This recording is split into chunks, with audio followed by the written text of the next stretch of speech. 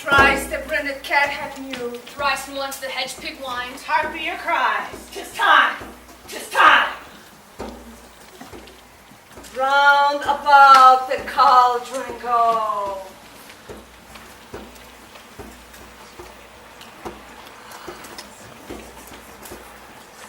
In the poison entrails throw. Told that under cold stone days and nights has 31 sweltered venom sleeping got. Boil thou first in a charmed pot. Double toil and trouble. Fire burn and cauldron bubble. Fill it with a fenny snake. In the cauldron boil and bake. Eye of newt, toe of frog, wool of bat and tongue of dog, adder's fork and blindworm's sting, lizard's leg, owlet's wing. For a charm of powerful trouble, like a hell broth boil and bubble. Double toil and trouble. Fire burn and cauldron bubble. Scale of dragon. Tooth of wolf. Witch's mummy. Maw and gulf of the ravened salt sea shark. Root of hemlock digged in the dark. Finger of burnt strangled babe, ditch delivered by a drab. Make the gruel thick and slab. Add thereto a tiger's children for the ingredients of our cauldron. Double toil and trouble. Fire burn and cauldron bubble. Cool it with a baboon's blood. Then the firm is firm and good. And by the pricking of my thumbs, something wicked this way comes.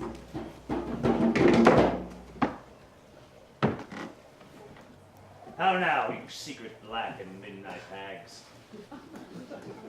What is't you do? A deed without a name. I conjure you, by that which you profess. Howe'er you come to know it, answer me.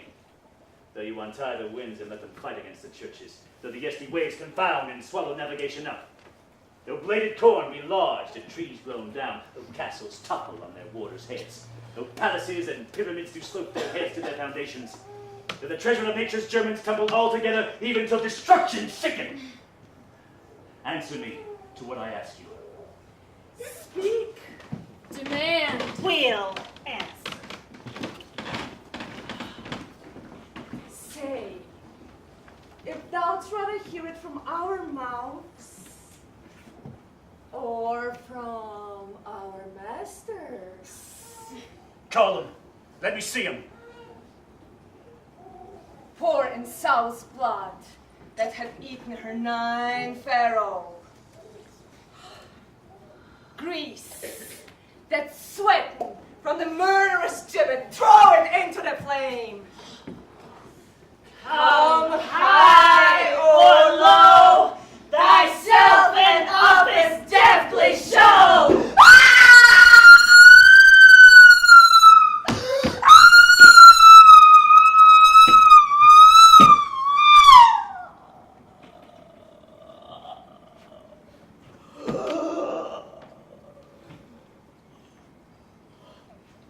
Tell me, thou unknown power. He knows thy thought. Hear his speech, but say thou not. Macbeth! Macbeth! Macbeth! Beware. Macduff! Beware! The Thane! The Fife! Dismiss me! Enough! Whate'er thou art, for thy good caution caution, thanks. Thou hast harped my fever right. But one word more! He will not be commanded. But here is another one. More potent than the first. Macbeth! Macbeth!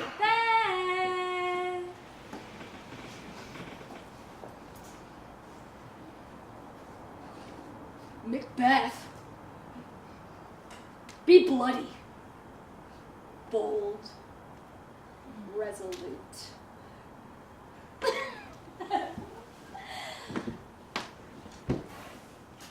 Laugh to scorn the power of man. For none of woman born shall harm Macbeth. Then live, Macduff. What need I fear of thee? But yet I'll make assurance double sure and take a bond of fate. Thou shalt not live, that I may tell pale-hearted fear it lies, and sleep in spite of thunder.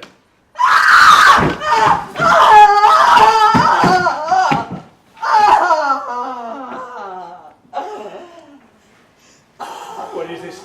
That rises like the issue of a king, and wears upon his baby brow the round and top of sovereignty. Listen, but speak not to it. Be lion-mettled, proud, and take no care who chafes, who frets, or where conspirers are. Macbeth shall never vanquished be, until great Burnham Wood to high Dunsinane Hill shall come against him. Sweet bodements. Good! Rebellion's head, rise never to the wood of Burnham rise. Yet my heart throbs to know one thing. Tell me, if your art can tell so much. Shall Banquo's issue ever reign in this kingdom? Seek to know no more! I will be satisfied. Deny me this, and an eternal curse fall on you. Let me know! Show! Show! Show! Show! Show! Show! Show! Show! Show! Show! Show! Show! Show! Show his eyes and grieve his heart. Come like shadows, so depart.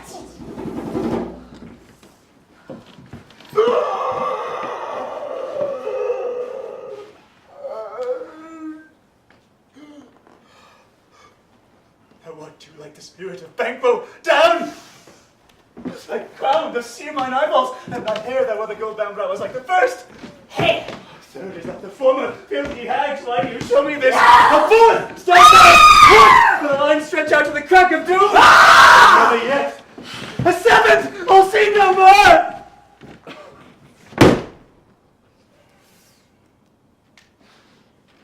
And yet the eighth appears. Bears a glass which shows me many more. And some I see that two full balls and treble scepters carry. Horrible sight! Now I see 'tis true. For the blood-bolted Banquo smiles upon me and points at them for his. What, is this so?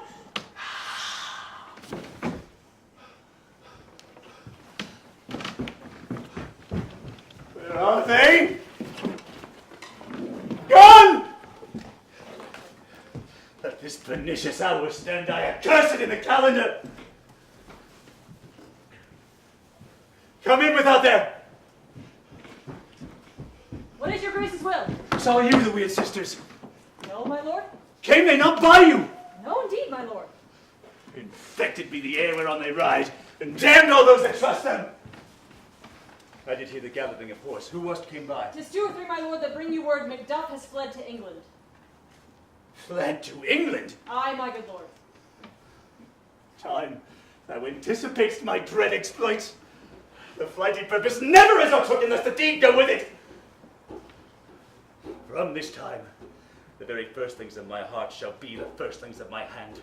And even now, to crown my thoughts with acts, be it thought and done, the castle of Macduff I will surprise.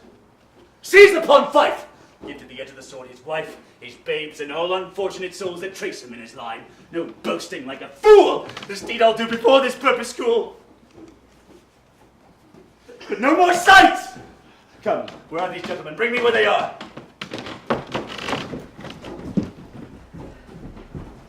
What has he done to make him fly the land? You must have patience, madam. He had none. His flight was madness. When our actions do not, our fears do make us traitors. You know not whether it was his wisdom or his fear. Wisdom. Wisdom. To leave his wife, to leave his babes, his mansion, and his titles in a place from whence himself does fly. He loves us not. Oh, my dearest cause, I pray you, school yourself. But for your husband, he is noble, wise, judicious, and best knows the fits of the season. I dare not speak much further. I take my leave of you. It shall not be long, but I'll be here again. Things at the worst will cease, or else climb upward to what they were before. My pretty cousin, blessing upon you. Fathered she is, and yet she's fatherless. I am so much a fool. Should I stay longer, it would be my disgrace and your discomfort. I take my leave at once.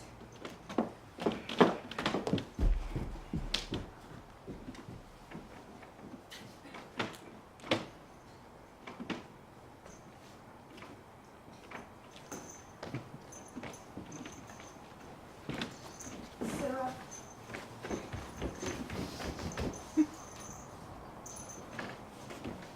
Your father is dead. What will you do now? How will you live? As birds do, Mother. What, with worms and flies? With what I get, I mean. And so do they. Poor bird. Thou'dst never fear the net, nor the chin. Why should I, Mother? Poor birds, they were not set for. My father is not dead for all you're saying. Yes, he is dead. And how will you do for a father? Nay, how will thou do for a husband? Hi, and I'm 20 at any market. Then you might have to sell again! Wait.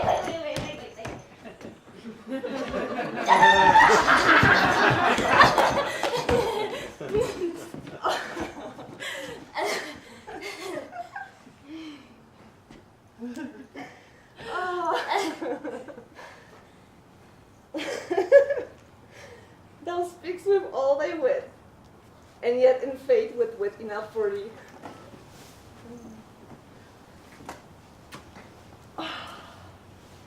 Was my father a traitor, Mother?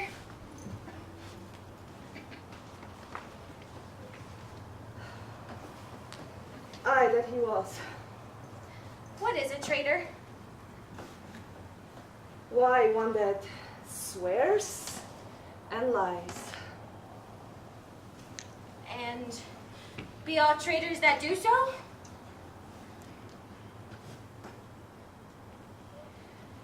Everyone that does so is a traitor and must be hanged. And must they all be hanged that swear and lie? Everyone. Who must hang them? Why? The honest man. Then the liars and swearers are fools. For they are liars and swearers and out to beat the honest men and hang up them. Oh, God help thee, poor monkey.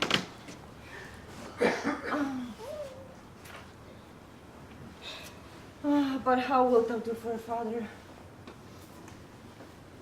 If he were dead, you'd weep for him. If you would not, it were a good sign that I should quickly have a new father.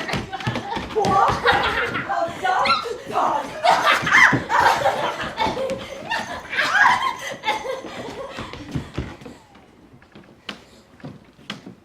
What are these faces? Where is your husband?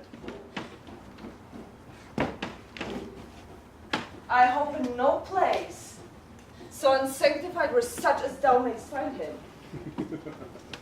He's a traitor. The life of Shakespeare!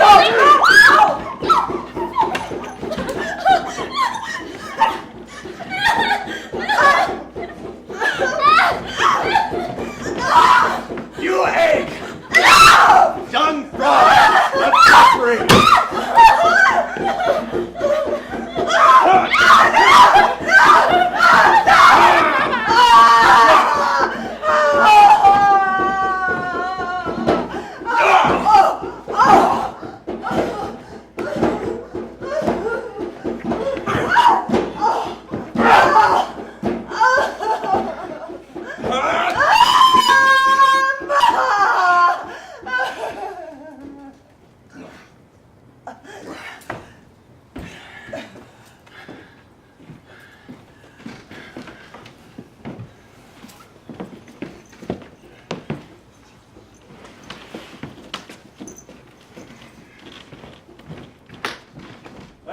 Out some desolate shade, and there weep our sad bosoms empty.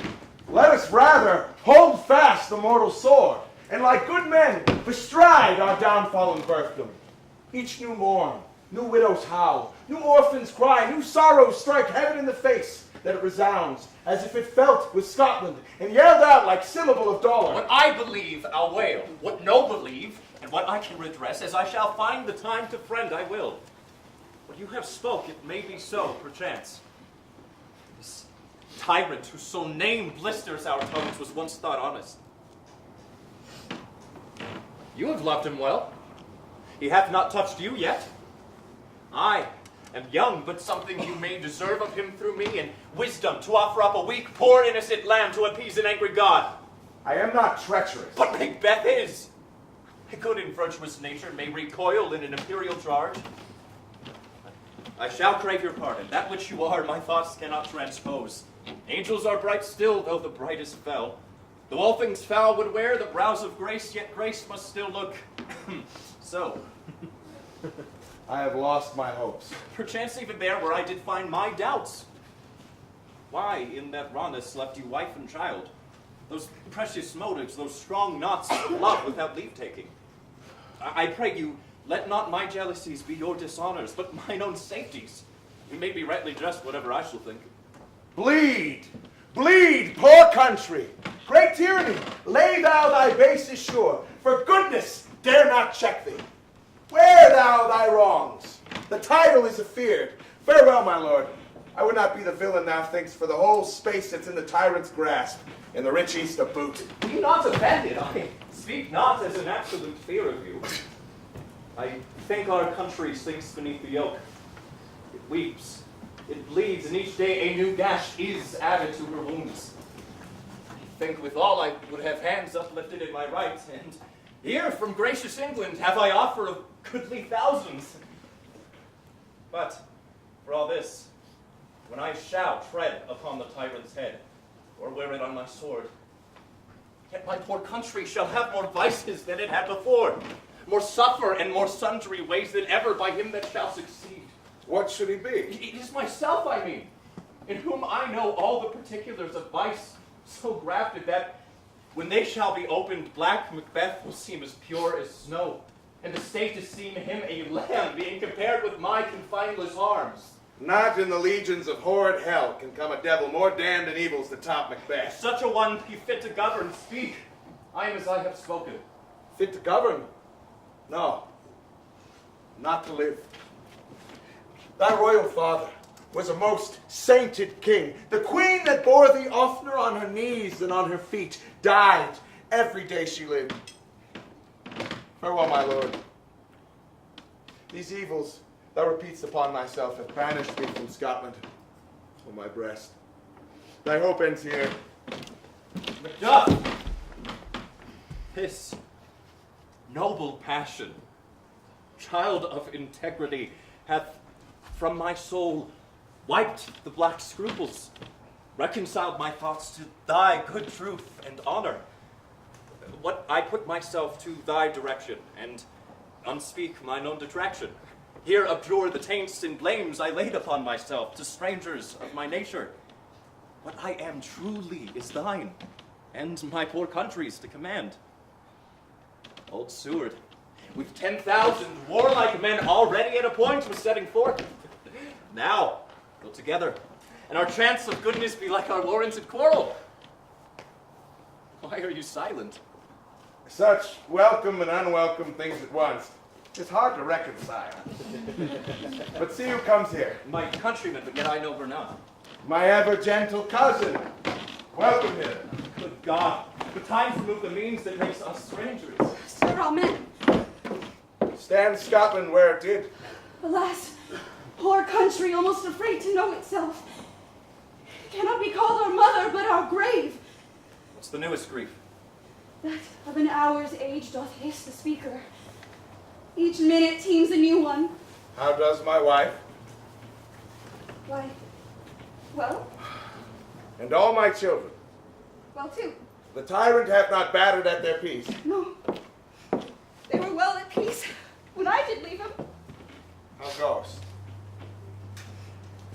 I have words that would be howled out in the desert air, where hearing should not latch them. What concern they? The general cause, or is it some fee grief due to a single breast? No mind that's honest, but in it shares some woe. Though the main part pertains to you alone. If it be mine, keep it not from me. Quickly, let me have it. Let not your ears despise my tongue forever, which shall possess them of the heaviest sound that ever yet they heard. I guess at it. Your castle is surprised. Your wife and babes savagely slaughtered. To relate the manner where, on the quarry of these murder, dare to add the death of you. Merciful heaven! What man? There pour your hat upon your brows. Sorrow words. The grief that does not speak whispers the o'erfraught heart and bids it break. My children, too? Wife, children, servants, all that could be found. And I must be from thence. My wife killed, too? I have said. Be comforted. Let's make us medicines of our great revenge to cure this deadly grief. He has no children. All my pretty ones. Did you say all? Oh, how kind. All! But all my pretty chickens and their dam. One fell swoop. Dispute it like a man. I shall do so, but I must also feel it as a man. I cannot but remember such things that were most precious to me. Did heaven look on and would not take their part? Sinful Macduff! Oh, they were all struck for thee. Not that I am, not for their own demerits, but for mine. Fell slaughter on their souls. Heaven rest them now. Be this the whetstone of your sword. Let grief convert to anger. Let not the heart enrage it. I could play the woman with mine eyes and the braggart with my tongue. But front to front, bring thou this fiend of Scotland and myself. Within my sword's length set him. If he escape, heaven forgive him too. This tune goes manly. Come, go we to the king. Our power is ready. Our lack is nothing but our leave. Macbeth is ripe for shaking. And and the powers above put on their instruments. Receive what cheer you may. The night is long that never finds the day. I have 2 nights watched with you, but can perceive no truth in your report. When was it she last walked? Since His Majesty went into the field, I have seen her rise from her bed, throw her nightgown upon her, unlock her closet, take forth paper, fold it, write upon it, read it, seal it, and again return to bed, all this while in a most fast sleep. A great perturbation in nature to receive at once the benefits of sleep and do the effects of watching. In this slumbery agitation, besides her walking and other actual performances, what at any time have you heard her say?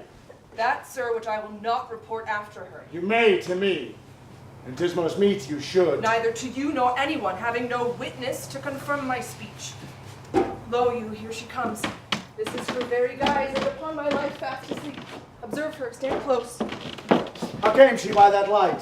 Why, it stood by her. She has light by her continually. 'Tis her command. You see, her eyes are open. Aye, but their sense is shut. What is it she does now? Look how she rubs her hands. It is an accustomed action with her to seem thus washing her hands. I have known her to continue in this a quarter of an hour. Yet here's the spot. Hark, she speaks. I will set down what comes from her to satisfy my remembrance more strongly. Oh, damn it, spot! I say! 1, 2. Why, then 'tis time to do it. Hell is murky.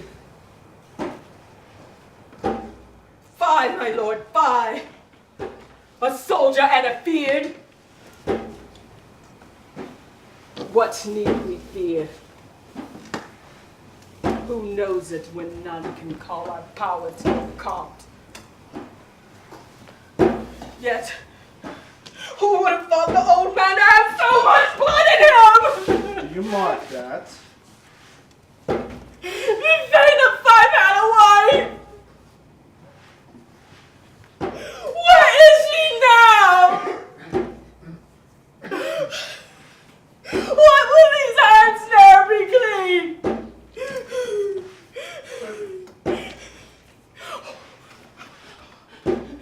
No more of that, my lord, no more of that. You ma all with the starting. Go to, go to. You have known what you should not. She has spoke what she should not, I'm sure of that. Heaven knows what she has known. Here's the smell of blood still. Oh, the perfumes of Arabia will not sweeten this little hand. This disease is beyond my practice. Yet I have known those who have walked in their sleep that have died holily in their beds. Put on your nightgown. Look not so pale. I tell you once again, Banco's buried. He cannot come out on his grave. Even so. To bed. To bed. There's knocking at the gate. Come, come, come, come. Give me your hand. What's done cannot be undone. To bed. To bed. To bed. To bed. To bed. To bed. To bed. Will she go now to bed? Directly. Foul whisperings are abroad. Unnatural deeds do breed unnatural troubles. Infected minds to their death pillows will discharge their secrets. More needs she the divine than the physician. God forgive us all. Look after her, and remove from her the means of all annoyance, and still keep eyes upon her. My mind she has mated, and amazed my sight. Think, but dare not speak. Good night, good doctor.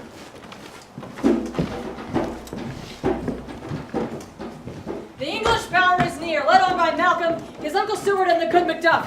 Macbeth is burning them, for their dear causes, but to the bleeding and the grim alarm excite the mortified man. Ha ha! Then Bandyward shall we meet them. That way are they coming. Who knows if Battlebane be with his brother? For certain, sir, he is not. I have a file of all the gentry. There is Seward's son, and many unrough youths that even now protest their first of manhood. What does the tyrant?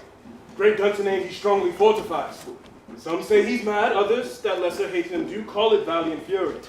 But for certain he cannot buckle his tempered cause within the belt of rule. Now, does he feel his secret words are sticking on his hands? Now, by mutely revolts, upbraid his faith breach. Those he command move only in command, nothing in love. Now does he feel his title hang loose about him, like a giant's robe upon a dwarvish thief. Who then shall blame his pestered senses to recoil and start when all that is within him does condemn itself for being there? Well, march we on then, to give obedience what is truly owed. Make we our march towards Burnham. Bring me no more reports. Let them fly all. Till Burnham would remove to Dunsinane, I cannot take with fear. What's the boy, Malcolm? Was he not born of woman? Mysterious, that no all mortal consequences are pronounced to be thus. Do you not, Macbeth? No man that's born of woman shall e'er have power upon thee. And fly, false thanes, and mingle with the English epicures. Mind thy sweet lie in the heart, I bear never sag of doubt nor shake of fear. The devil damn thee black! Thou green-faced loon, where goest thou that goose look? There is 10,000 Geese, villain! soldiers, sir. Go prick thy face, and overread thy fear, thou lily-livered boy! What soldiers, Pat? Death of thy soul, those leaning cheeks of thine are counselors to fear. What soldiers, Wayface? The English force, so please you. Take thy face hence.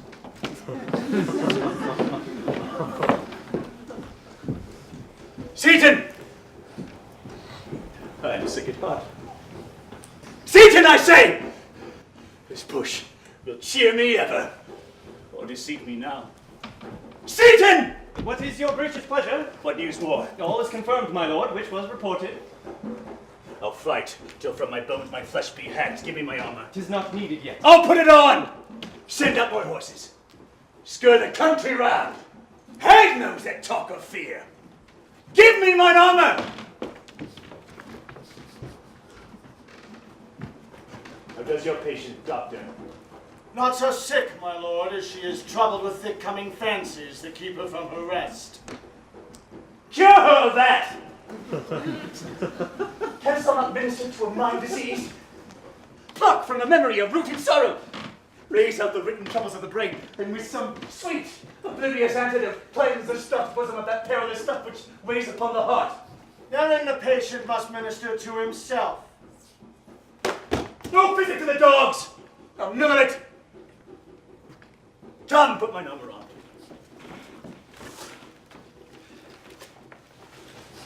Satan, send out. Doctor, the fays fly from me. Come, sir, dispatch! If thou couldst, doctor, cast the water of my land, find her disease, and purge it to a sound and pristine health, I would applaud thee to the very echo which should applaud again. Pull it off, I say! What rhubarb, sign, what brigator drug would scour these English hence? Hearest thou of them? Aye, my lord, your royal preparation makes us hear something. Bring it after me. I will not be afraid of death and bane till Burnham Forest come to Dunsinane. Cousins, I hope the days are near at hand, the chambers will be safe. Doubted nothing. But what is this before us? The wood of Burnham. Let every soldier hew him down a bough and bear it before him.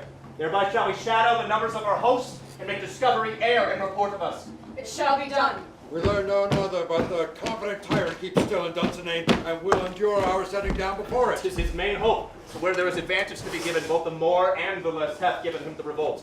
And none serve him but constrained things whose hearts are absent too. Let our just censures attend the true event, and put we on industrious soldiership. The time approaches that will with due decision make us know what we shall say we have and what we owe. Thoughts speculative, their unsure hopes relate, but certain issue strokes must arbitrate, towards which advance the war.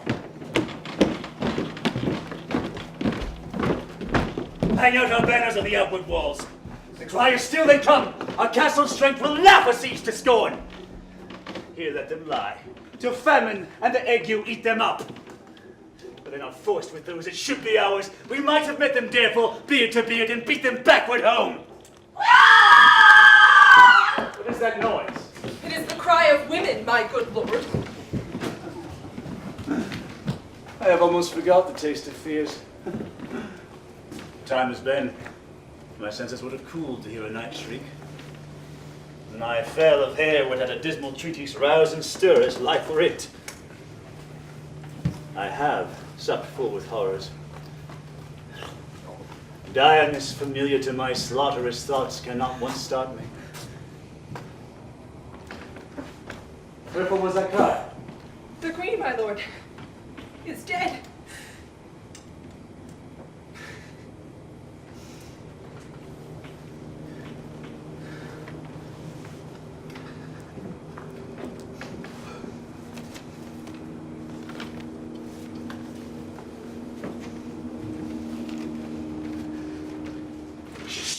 Died.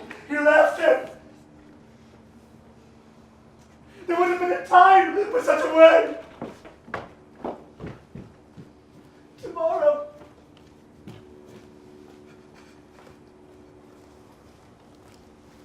And tomorrow.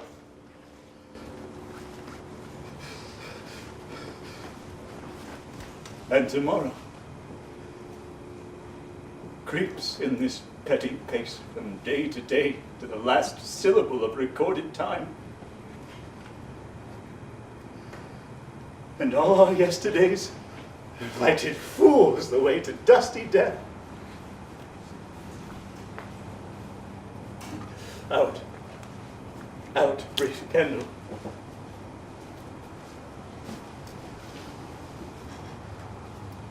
Life's but a walking shadow.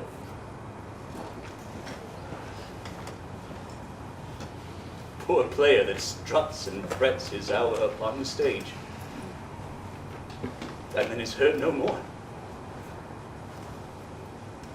It is a tale told by an idiot, full of sound and fury, signifying nothing.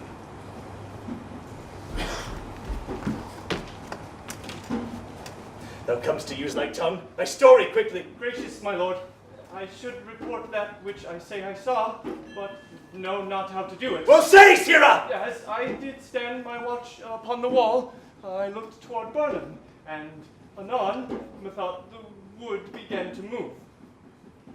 Liar and slave! Let me endure your wrath if it be not so. Within this 3 mile may you see it coming. I say, a moving grove. If thou speakst false, upon the next tree shalt thou hang alive till famine cling thee. If thy speech be sooth, I care not if thou dost for me as much. I pull in resolution, and begin to doubt the equivocation of the fiend that lies like truth. Fear not, till Burnham Wood do come to Dunsinane. And now a wood comes toward Dunsinane. On, and out! If this which he avouches does appear, there is no flying hence, no tarrying here. Begin to be aweary of the sun, and wish the estate of the world were now undone. Ring the alarm bell! The wind! Come wreck! At least we'll die with harness on our back!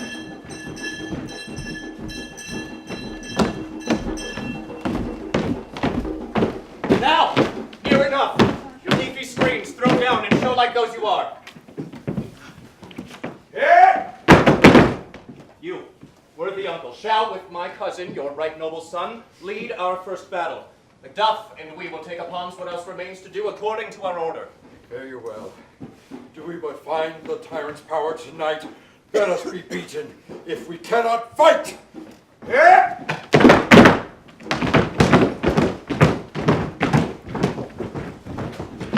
They have tied me to a stake. I cannot fly, but bear-like I must fight the course. What's he that was not born of woman? Such a one I am to fear, or none. What is thy name? Thou'lt be afraid to hear it. No, though thou callest thyself a hotter name than any is in hell. My name's Macbeth. The devil himself could not pronounce a title more hateful to mine ear. No more fearful. Thou liest, abhorrent tyrant! My sword will prove the lie thou speakest.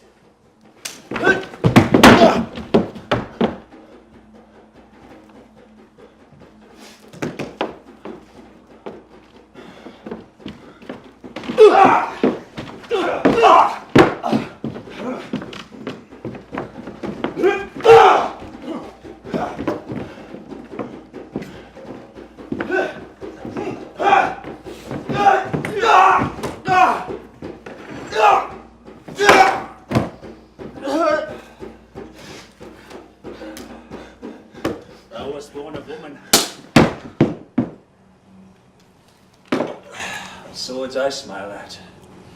Weapons laughed to scorn.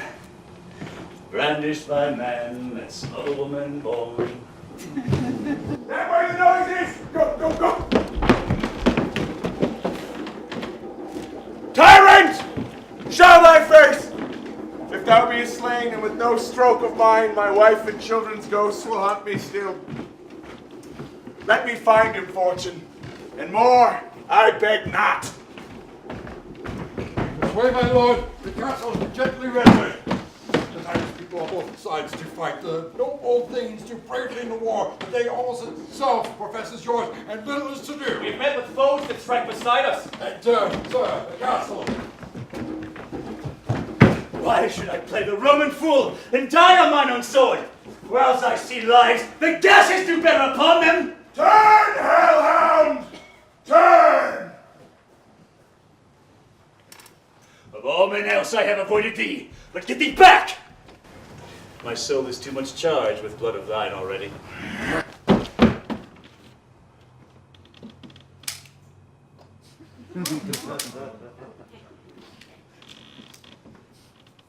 I have no words. My voice is in my sword. Thou bloodier villain, than terms can give thee out. Ah!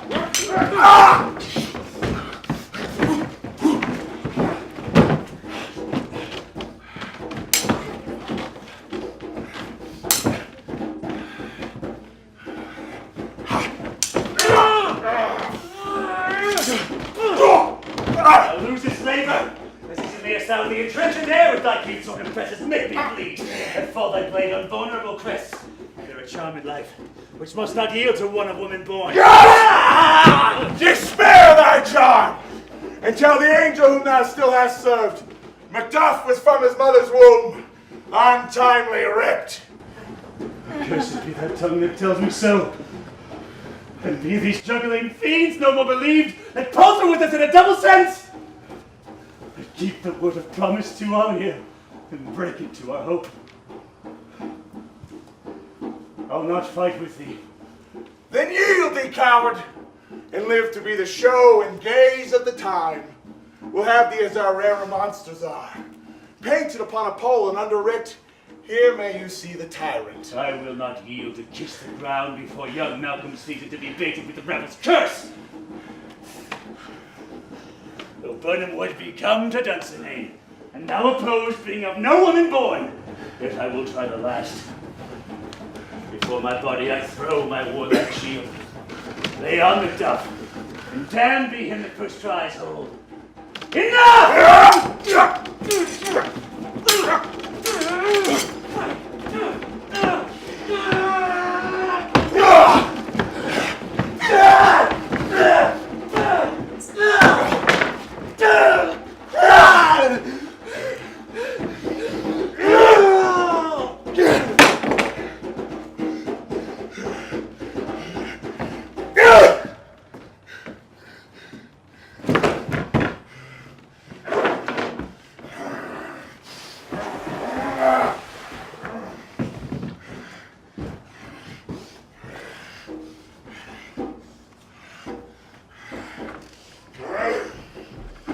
And would the friends we missed were safe arrived.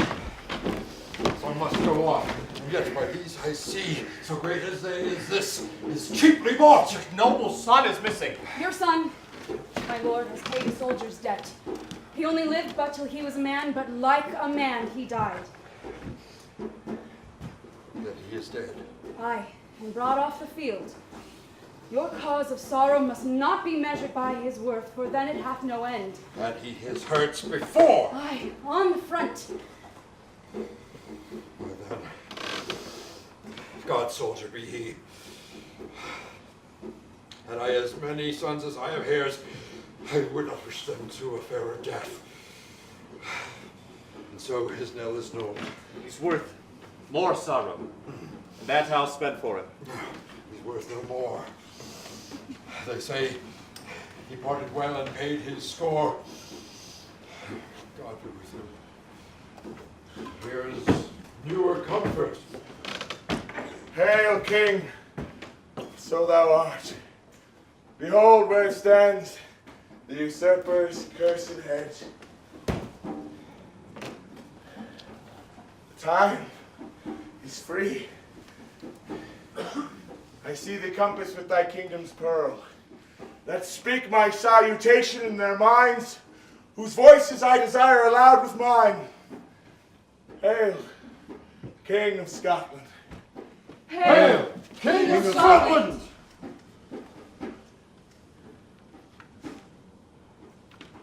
We shall not spend a large, expensive time before we reckon with your several loves, and make us even with you. My thanes and kinsmen, henceforth the earls, the first that ever Scotland in such an honor named. It's more to do which would be planted newly with the time, as calling home our exiled friends abroad, that fled the snares of watchful tyranny, producing forth the ministers of this dead butcher and his fiend-like queen, who, as 'tis thought, by stealth and violent hands took off her life. This and what needful else that calls upon us by the grace of grace we will perform in measure, time, and place. So thanks to all at once, and to each one. And we invite to see us crowned and scone.